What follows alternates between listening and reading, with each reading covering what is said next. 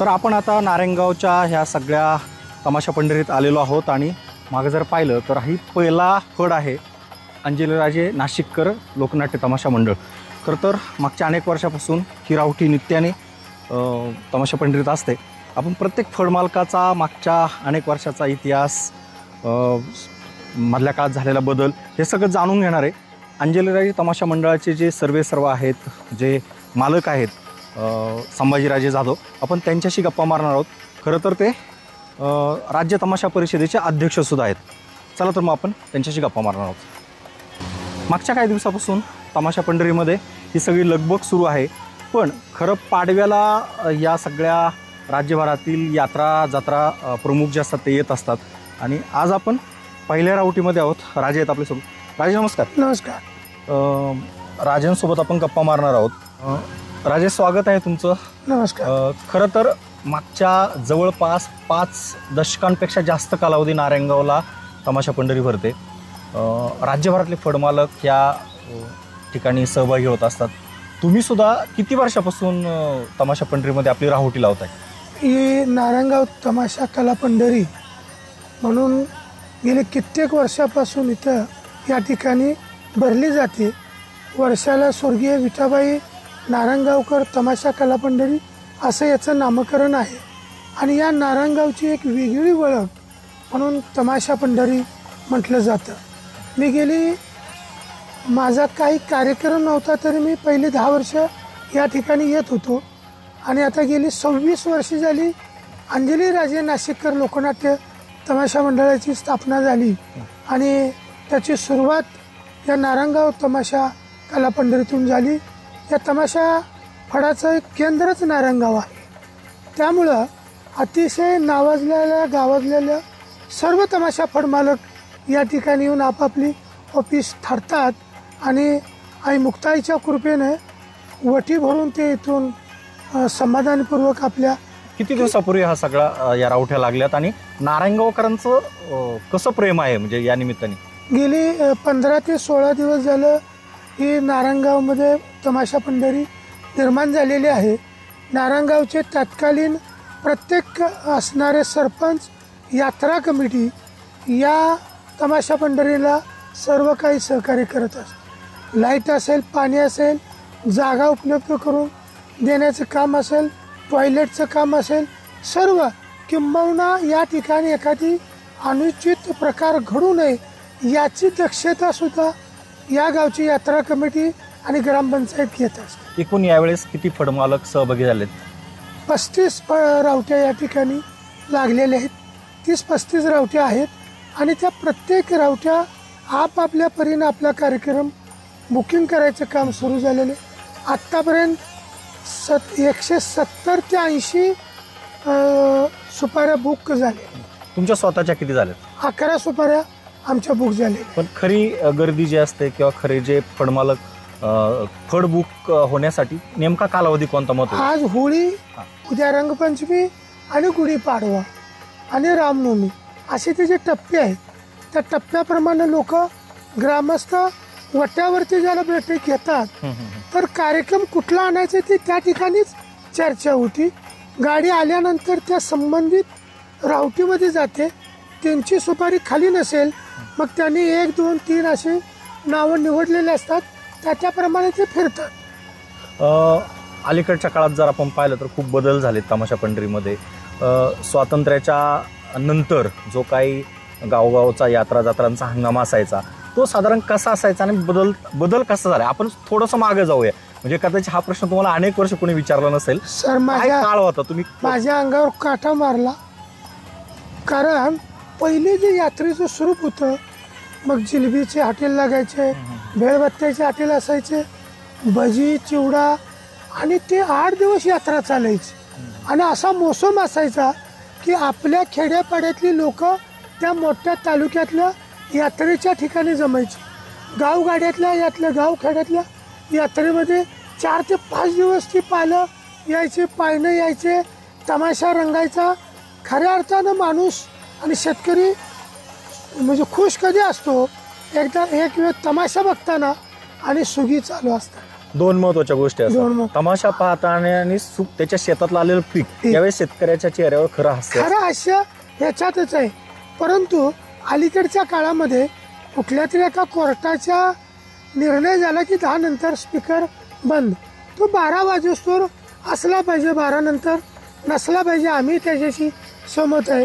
गावखेड्यातल्या यात्रेवर परिणाम कशामुळे झाला, 10 वाजायचा स्पीकरमुळे झाला. तर मग आणि मग त्याच्यामध्ये अतोनात गोरगरीब 12 बलुतेदारांचं नुकसान झालं.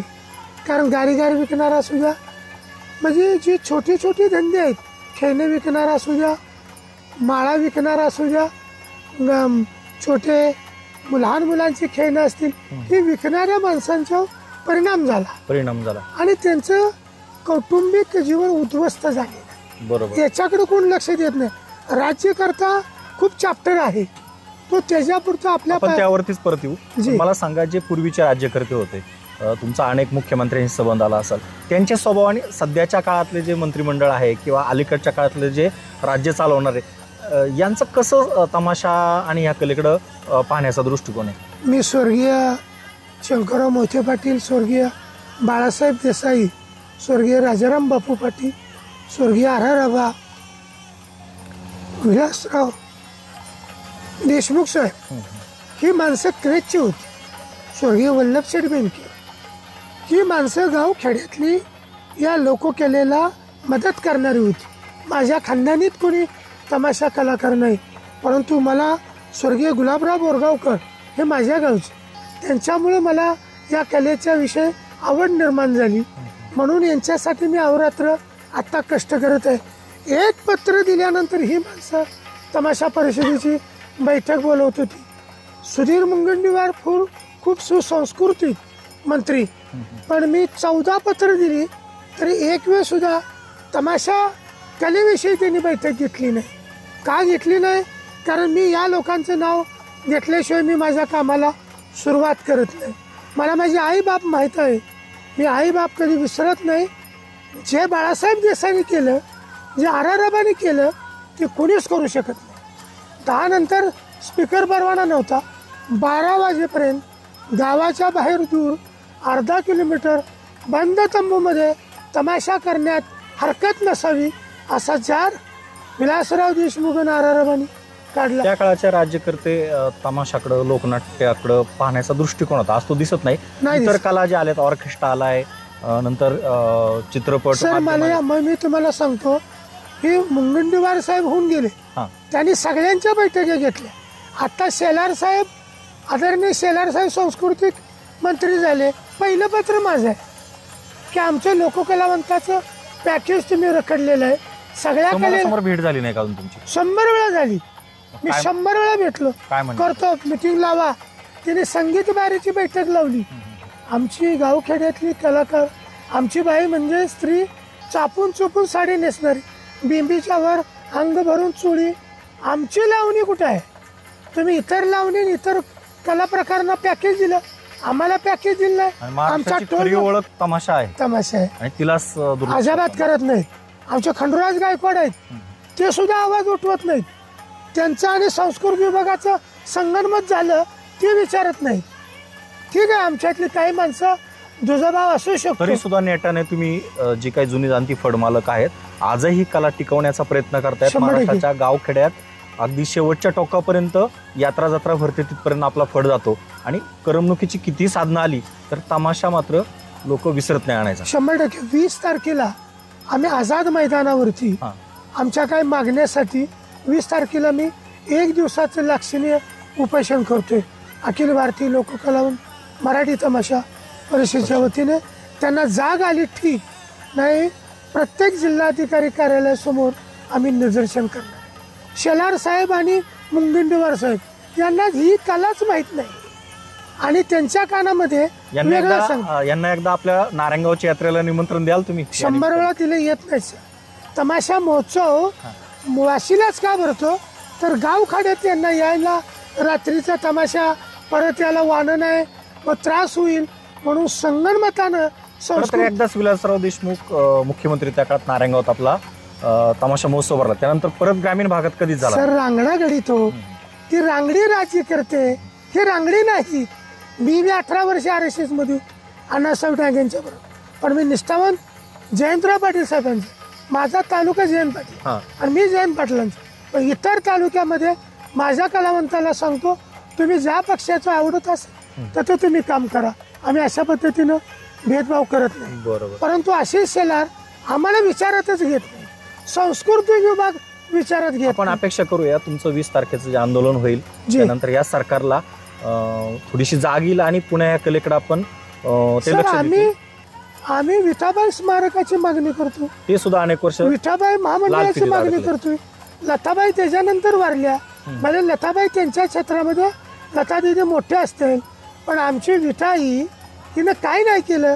सीमेवरती जाऊन सैन्याचं मनोबल वाढवलं. प्रल्हाद शिंदेचं पाऊली चाली पंढरीची वारी हे भक्तिगीत गाऊन हजारो भिकारी आपलं पोट भरतात. महाराष्ट्राला वारी आणि बारीची परंपरा आहे, तीच मात्र दुर्लक्ष होतं. लता दिदीचं गाणं कोण गात नाही.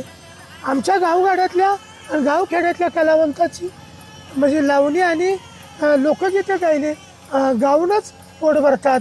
या माणसांना जातीभेद करून त्यांना बाजूला केले जाते. नक्कीच आपण ह्या सगळ्या प्रश्नांना उत्तर सरकार देईल अशी अपेक्षा करूया तुमच्या 20 तारखेच्या नंतर. पण आपण पुन्हा एकदा तुमच्या तमाशावरती येऊ, कारण मी पहिल्यांदाच तमाशा पंढरीत सहभागी झालेल्या किंवा या ठिकाणी राहुटेलेल्या प्रत्येक फडमालकाशी गप्पा मारतोय.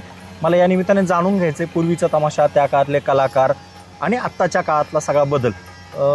तुम्ही तुमचा पहिला फड काढला त्यावेळेस किती कलाकारांनी सुरुवात केली होती आणि आज मी तिला तुमच्या नेमके किती कलाकार आहेत?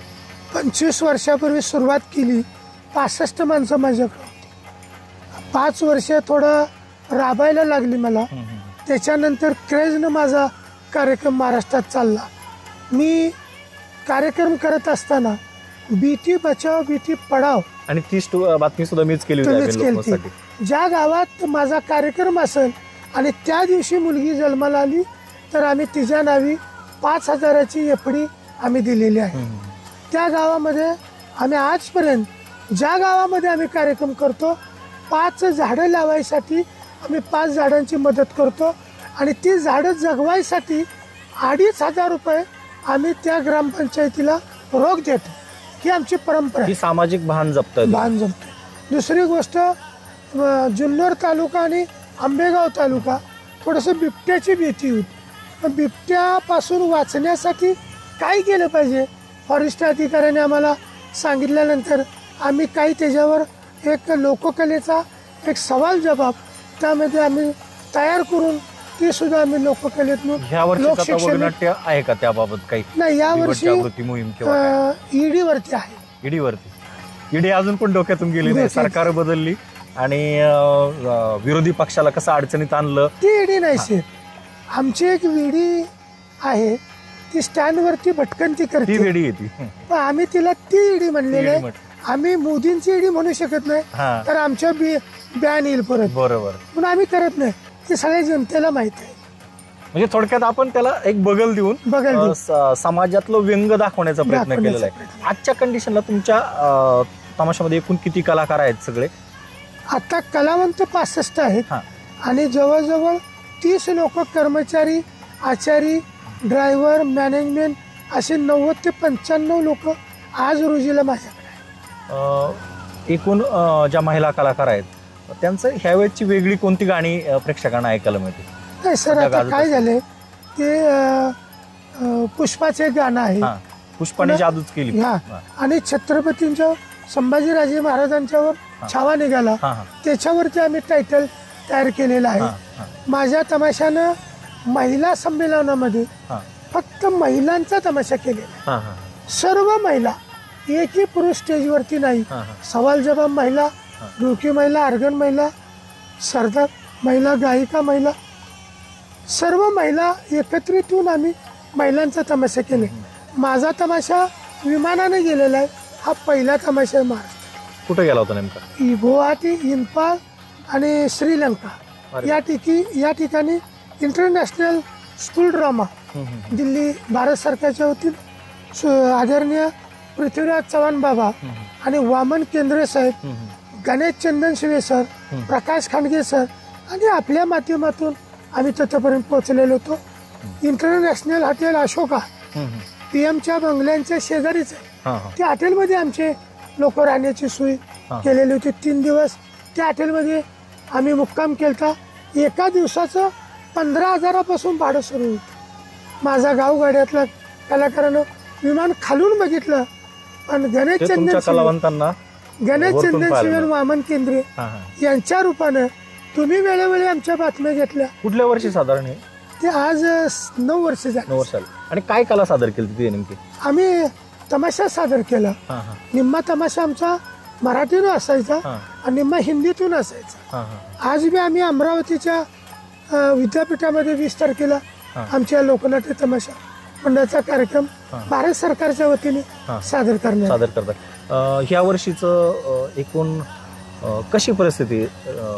तमाशाकडं गावकऱ्यांचा कसा ओढा आहे आणि सुपारीचं साधारण आपलं बजेट कसं आहे ते पण, कारण ही बातमी पाहिल्यानंतर अनेक जण तुमच्याकडे येणार आहेत. कमीत कमी ती तर बघून आमचा बिदागी ठरली जाते. 1.5 लाखाच्या आत काय मी देत नाही, बाकीच्याच माहित नाही. आणि 2 लाख 2.5 लाख तीच असेल त्याप्रमाणे मी कार्यक्रम देतो. हायेस्ट किती राहील यावेळेस साधारण? कुठल्या दिवशी? 3 लाखापर्यंत पौर्णिमा माझी गेलेली आहे. त्याच्या पुढे माझी हायेस्ट होणार नाही.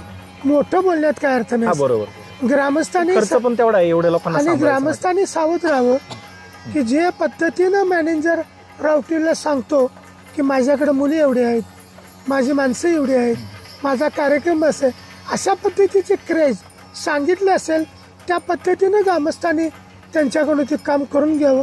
अन्यथा त्यांना दंडात्मक कारवाई त्या फळावरती झाली पाहिजे. कारण माणूस तमाशा चांगला करत नाही, काही तमाशा वेगवेगळ्या पद्धतीने करतात, म्हणून तमाशा बंद पडेल आणि ऑर्केस्ट्राच्या बाजूला ग्रामस्थ जातील. म्हणून ग्रामस्थांनी त्याची दक्षता घ्यावी. आणि रावटीवल्या मॅनेजरनं, तो मालक नसतो, तो मॅनेजर असतो, त्यांनी तो क्रेजमध्ये त्याच्यातही त्यानं सुधारणा करावी आणि ग्रामस्थांनी त्या मॅनेजरला जबाबदार धरूनच ती सुपारी बुक करावी असं मला वाटतं. यावेळेस पारंपरिक नेहमीच्या पद्धतीने आपण महाराष्ट्रातल्या कुठल्या जिल्ह्यामध्ये आपल्याला मागणी असते आणि यावेळेस साधारण काय असणार? कुठल्या सुपारी आतापर्यंत आलेले? पुणे जिल्हा आणि संगमनेर नगर जिल्हा, मुळशी, मावळ यामध्ये आमचा कार्यक्रम अतिशय चांगल्या प्रकारे खपला जातो आणि क्रेजमध्ये कार्यक्रम माझा आहे. पांडुरमुळे, मांजरवाडीकर, विठाबाई नारायणगावकर या पद्धतीचे महाराष्ट्रात तमाशा फड आहेत. याच्याबरोबर माझा तमाशा आहे. आनंद लोकनाट्य असेल, चंद्रकांत ढोळपुरीकर असेल, ही कलावंत हे अतिशय चांगल्या प्रकारे काम करणारे फड आहे. महाराष्ट्रातल्या कुठल्या जिल्ह्यांमध्ये एक चांगली वागणूक मिळते, प्रेक्षकांचा उत्स्फूर्त सहभाग असतो आणि कुठल्या अडचणीला पण सामोरं जावं लागतं? सर, पुणे जिल्ह्यासारखा महाराष्ट्रात जिल्हा नाही. सातारा जिल्ह्यात गेला गाव खेड्यात कार्यक्रम लागतो. आमच्या रावटीची किंवा एखाद्या छत चांदणीची स्टेजची खुटी गेली तर ती महिला पुरुष लावून देत नाही आणि तुच्छ लेखतात, कमी लेखतात.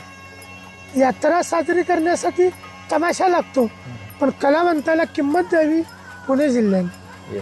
माझ्या जुन्नर तालुका, माझा आंबेगाव तालुका असेल, मावळ, मुळशी असेल, आत्ताची अलीकडली तरुण मंडळी सुद्धा आम्हाला किंमत देतात. काय मागील ते देतात. 1 कट्टा तांदूळ त्या कलाकारांना बासमती तांदूळ माझ्या मावळ तालुक्यात दिली जाते. माझ्या जुन्नरच्या पूर्व पट्ट्यामध्ये, पश्चिम पट्ट्यामध्ये किंमत केली जाते असे. आणि नारायणगावच्या यात्रेमध्ये एक 5-7 तमाशा त्या ठिकाणी गावखेड्यामध्ये कुठली विदागी न घेता या करतात. तमाशा पंढरी असल्यामुळं त्यामध्ये एक माझी मागणी आहे, एक स्पॉन्सर त्यांचा एका तमाशाला जेवण देणे मात्र द्यावं. ते जेवण देत नाहीत. तुम्ही किती पैसे देताय त्याला महत्वाचं आहे, पण आमची ही मुक्ताई, महाप्रसाद तुम्हाला खायला मिळाला पाहिजे. आईच्या कुशीत आम्ही येतो. बाबू पाटे एक क्रेज असणारं नेतृत्व, नाना खैरे त्याच पद्धतीने, वाजगे, खैरे ही गावगाड्यातली माणसं आहे. यांनी एका तमाशाला की समजा आपण शिंदे सर अंजली राजे नाशिकर तमाशा मंडळाला तुम्ही स्वयंपाक करून द्यायचा आहे, गोड धोड घेऊन द्या. यात्रेत आल्याचं अरे एक समाधान. नारायणगावात गेल्यानंतर माझ्या आईच्या कुशीत आल्यागत वाटतं. त्याचं आम्हाला काय मिळतं तर प्रेम मिळतं आणि पोटभर अन्न द्या. अन्न मिळत नाही म्हणून नाही, पण एक नारायणगावमध्ये गेल्यावर उद्या मोठं जेवण आहे बरं का, उद्या चांगला शिरा असतो बरं. ही कलावंतात चर्चा असते. एक चर्चा राहील. आपण ही मुलाखत थांबवतोय, पण शेवटी एक माझा प्रश्न राहील. यावेळेस कसा एकूण माहोल आहे, म्हणजे पीक पाणी कसं आहे, शेतकऱ्यांचा प्रतिसाद कसा आहे, आणि सुपाऱ्या सगळ्या बुक होतील आपल्या? सर अतिशय माहोल चांगला आहे. भारत सरकार असेल, राज्य सरकार असेल, दोन्ही सरकार वेगवेगळ्या पद्धतीनं गावखेड्यातल्या कुटुंबाला मदत करते. शेतकरी हा सुगीच्या दृष्टिकोन सुकावलेला आहे. ऊसाला कायमस्वरूपी 3200 रुपये दर आहे राजाराम बापू कारखान्याचा. असं महाराष्ट्रातले सगळे कारखाने दर देत आहेत आणि शेतकरी सुकावला असल्यामुळं तमाशा फळांना अतिशय चांगला रेट आहे आणि यावरच्या सुपाऱ्या खूप चांगल्या आहेत. नक्कीच. खूप समाधान आहे. शेवटी जाता आता तुमचा नंबर आपण प्रेक्षकांना देऊया, कारण ही बातमी ज्या ज्या ठिकाणी गावखेड्यात पाहिलेली तो माणूस तुम्हाला फोन करून तुमचा तमाशा बुक करायला आमच्या माध्यमातून. तुमचा नंबर एकदा आपण प्रेक्षकांसाठी सांगूया. कुठल्या नंबरवर नागरिकांनी किंवा यात्रेकरूंनी संपर्क साधला पाहिजे? या नारायणगावचे आदरणीय रायसिंग शिंदे सर नेहमीच तमाशा कलावंताला तिने साथ दिलेल्या. आज त्यांच्या आजतक चॅनल असेल, वेगवेगळे चॅनल त्यांच्याकडे आहेत. त्या चॅनलच्या माध्यमातून वहिनी साहेबांनी रायसिंग शिंदे सरांनी वेगवेगळ्या पद्धतीने आमच्या मुलाखती दिल्या, म्हणून आम्ही तमाशा फळमालक सुकावल्यात. आणि बुकिंग करण्यासाठी माझा नंबर 9850 83 0333 या नंबरवरती आम्हाला संपर्क करावा असे मी आपल्याला या चॅनेलच्या माध्यमातून विनंती करतो. धन्यवाद. जय हिंद, जय महाराष्ट्र.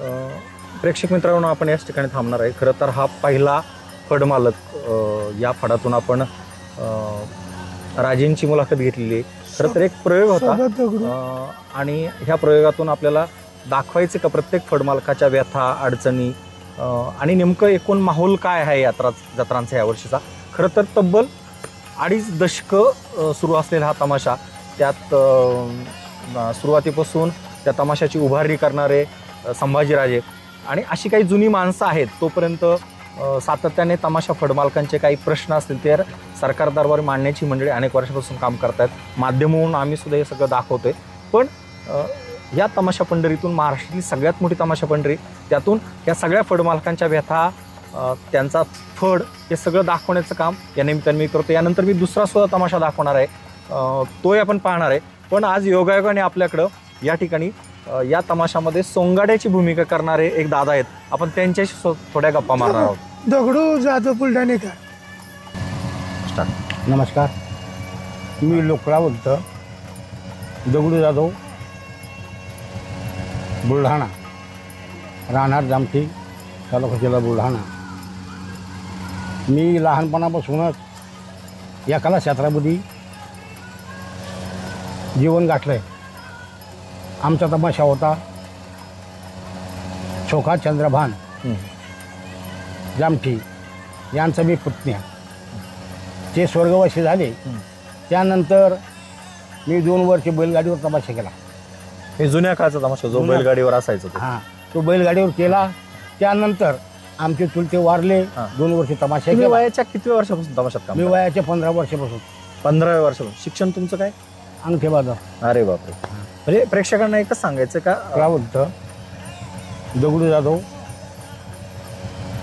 बुलढाणा, राहणार जामठी, तालुका जिल्हा बुलढाणा. मी लहानपणापासूनच या कला क्षेत्रामध्ये जीवन गाठलं आहे. आमचा तमाशा होता छोखा चंद्रभान जामठी यांचा मी पुतण्या. ते स्वर्गवासी झाले त्यानंतर मी 2 वर्ष बैलगाडीवर तमाशा केला. हे जुन्या काळचा तमाशा जो बैलगाडीवर असायचा तो. हां, तो बैलगाडीवर केला. त्यानंतर आमचे चुलते वारले. 2 वर्ष तमाशा केला. वयाच्या किती वर्षापासून तमाशात काम? मी वयाच्या 15 वर्षापासून. 15व्या वर्षापासून. शिक्षण तुमचं काय? अंगठे बाजार. अरे बापरे. म्हणजे प्रेक्षकांना एकच सांगायचं का तमाशा ही कला अशी आहे का या कलेमध्ये अनेक अशिक्षित माणसं आहेत, पण पाठांतर या माणसांचं जबरदस्त आहे.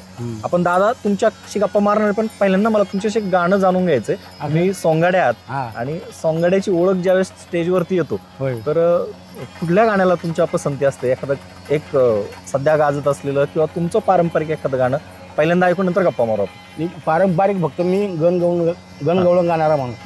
गणगवळींचा एखादा एक स्टार्ट होऊन जाऊ दे. या नाचत रंगणी गणुबा हो गवरीच्या हारती, या नाचत रंगणी गणुबा हो गवरीच्या हारती, गवरीच्या हारती, गवरीच्या हारती.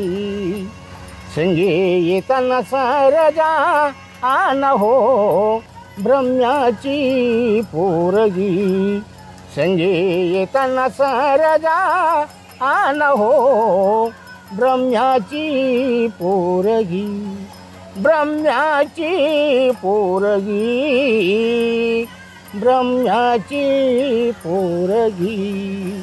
महापंडित सभेमध्ये बसले हो तुम्ही रतन पारखी, महापंडित सभेमध्ये बसले हो तुम्ही रतन पारखी, तुम्ही रतन पारखी, तुम्ही रतन पारखी.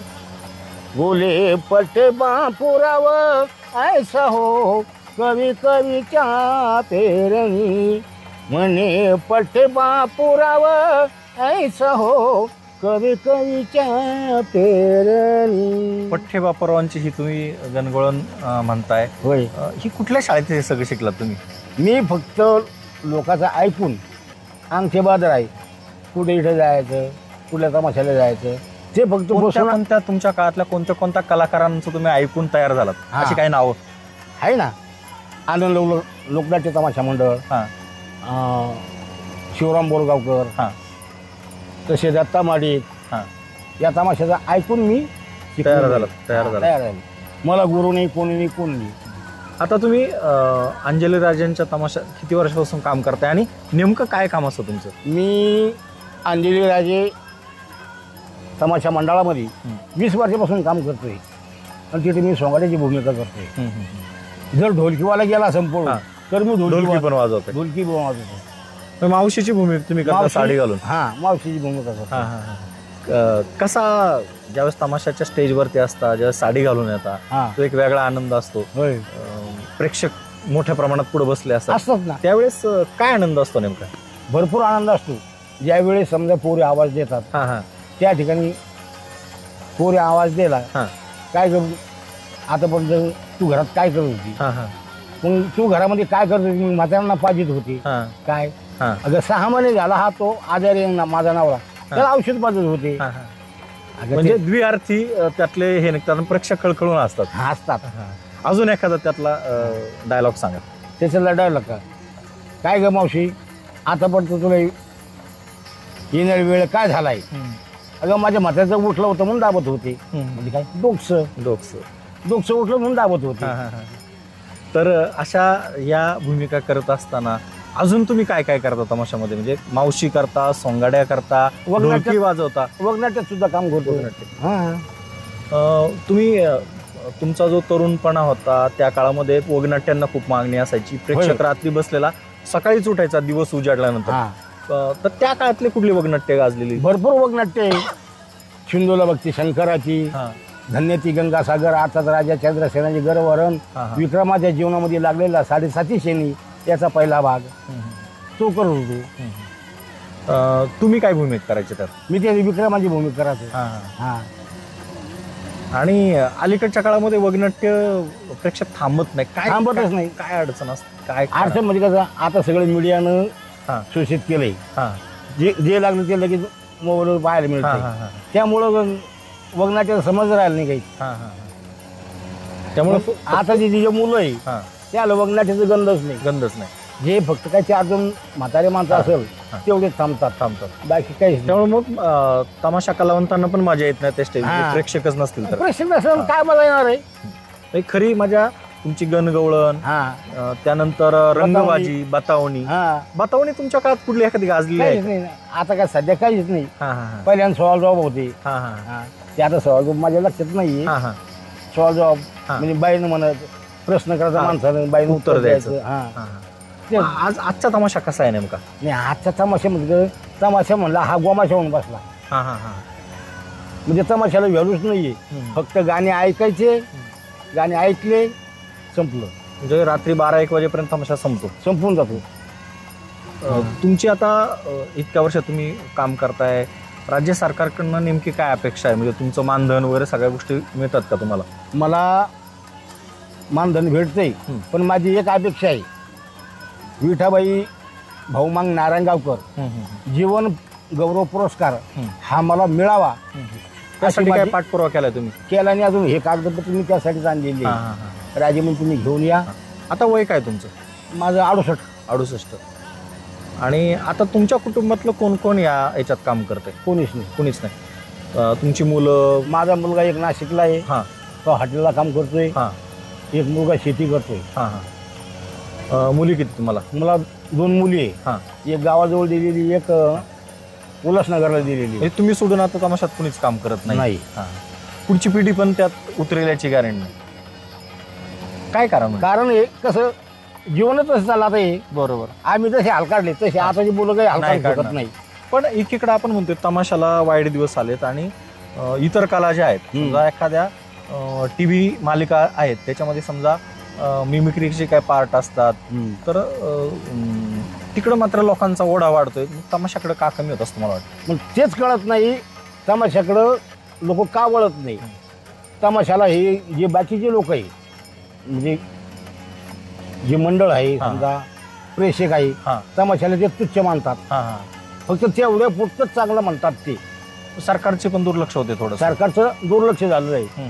अजून तमाशा कलावंतांना अडचणीत आणलं जातं काय ठिकाणी, त्यामुळे पण तेच मग. तर माझं एक मत असं आहे, तमाशा कलावंताला कुठंतरी वाव मिळावं, गरीब कलावंतांना कुठं घर मिळावं, काही पॅकेज मिळावं, ही माझी इच्छा आहे. तर कला टिकेल. तर कला टिकेल. आणि ती फक्त आता रेडिओ टीव्हीवरती मर्यादित न राहता गावखेड्यात गेली पाहिजे. हा, मग काय तर हे गावखेड्यात गेली पाहिजे आणि गावखेड्यातून तुला वाव मिळाला पाहिजे. पुन्हा एकदा आम्हाला तुमच्याकडनं एखादं गाणं ऐकायचंय आपल्या प्रेक्षकांसाठी. बरं. कोणतं गाणं जे आज तुम्ही म्हणत नसाल पण पूर्वी तुमच्या तारुण्याच्या काळात म्हणत असल्या त्या एखादं कडवं तरी? असं का? बरं. का खेतले करू हातात झाडणं, डोईवर शेणाची पाठी, कपडाला लाता खायाला बता, फजिती हाय मोठी, मय अभिमान भीमान माय सोन्यानं भरली ओटी, मय अभिमान भीमान माय सोन्यानं भरली ओटी. मुडच्या घराला होती माय मुडकी ताटी, फाटक्या लुगड्याला होत्या माय 17 गाठी, फाटक्या लुगड्याला होत्या माय 17 गाठी. पोरगला साहेब सोळा साहेबीन सांगतात ज्ञानाच्या गोष्टी, माय अभिमान भीमान माय सोन्यानं भरली ओटी, माय अभिमान भीमान माय सोन्यानं भरली ओटी. नक्कीच गाव खेड्यामध्ये किंवा ज्या आंबेडकरांनी आपल्याला एवढं मोठं वेगळे कायदे दिले, खरंच कायद्याचं राज्य दिलं, अशांचं तर तमाशाच्या माध्यमातून तुम्ही मधल्या काळात कामच करत असाल. पण अजून दुसरं एखादं महाराजांवरती असेल, इतर काही गाणी आहेत का तुमच्याकडं? ते पण आम्हाला ऐकायचं. इतर गाणी? इतर गाणं सहसा म्हणजे डोक्यात नाही सर. एक तुमचं आवडतं होऊन जाऊ द्या कुठलं पण.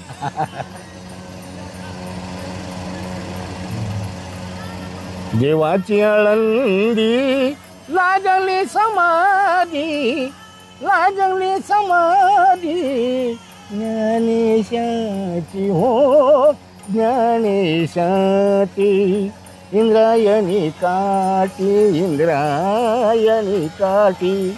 देवाची आळंदी लागली समाधी, लागली समाधी ज्ञानेशाची हो ज्ञानेशाची. ज्ञानियाचा राजा राजा भोग तोरणीवर, ज्ञानियाचा राजा राजा भोग तोरणीवर.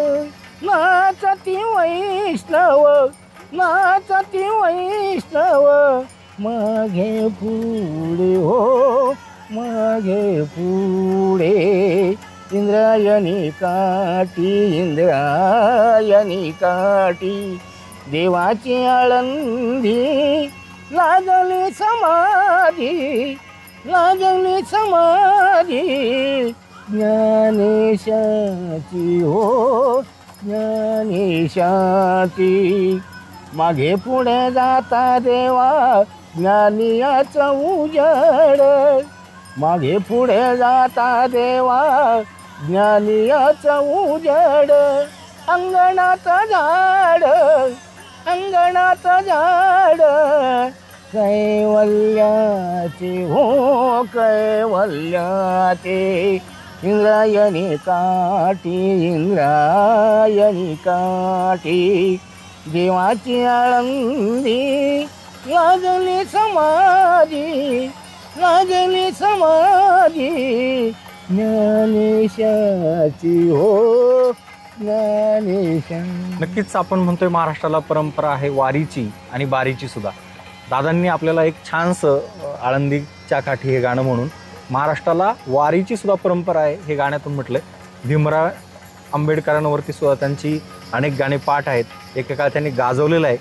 पण आता पुढची पिढी तमाशात काम करेल हे पण सांगत नाही. त्यांची अखेरची इच्छा त्यांनी सांगितली की महाराष्ट्रातलं सगळ्यात मोठं तमाशा फडमालकांना दिला जाणारा जो राज्य सरकारचा पुरस्कार आहे विठाबाईंच्या नावाने, त्यासाठी ते सुद्धा प्रयत्नशील आहेत. आपल्या माध्यमातून त्यांना आपण शुभेच्छा देऊयात.